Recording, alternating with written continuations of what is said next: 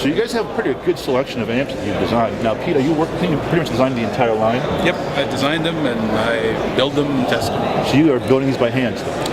Yeah, the surface mount assembly I have somebody done outside, but then I do all the testing and everything else myself. And then from the Arete, the Peak, and the Pinnacle are all hand assembled. Mm-hmm. Now, tell me a little bit about the design philosophy behind these current lines. Are these hybrid amps, straight tubes? You got a little combination of each? What's the kind of lines that you have here? A little bit of all. Yeah. Our top of the line Pinnacle is full on tube. Full on tube? OTL?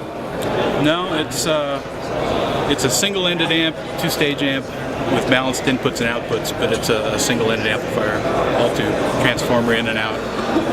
And then when you move up to the Peak, it's a hybrid with a vacuum tube first stage and then solid-state output stage. The Arete is basically the same amp, replacing the tube with some JFETs, and then the Butte is more conventional solid-state Class AB amp. If you had to pick one that would be your special favorite, could you pick one?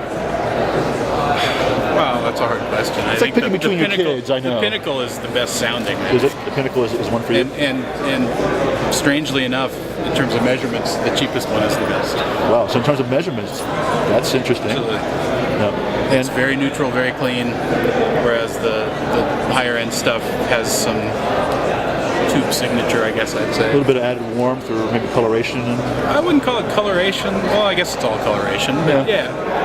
It doesn't sound like a typical single-ended tube amp, though. Mm-hmm. It's not nearly that warm and muddy. Mm-hmm. Mm-hmm. So.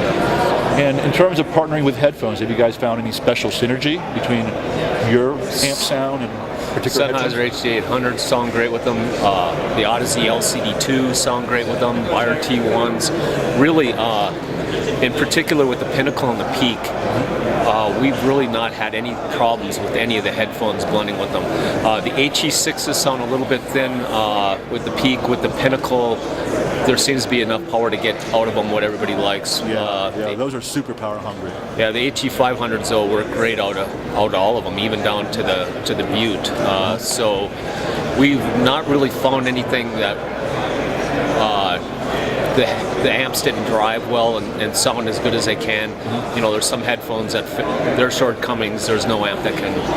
You can't work your way around it. There's no fix in the headphone, but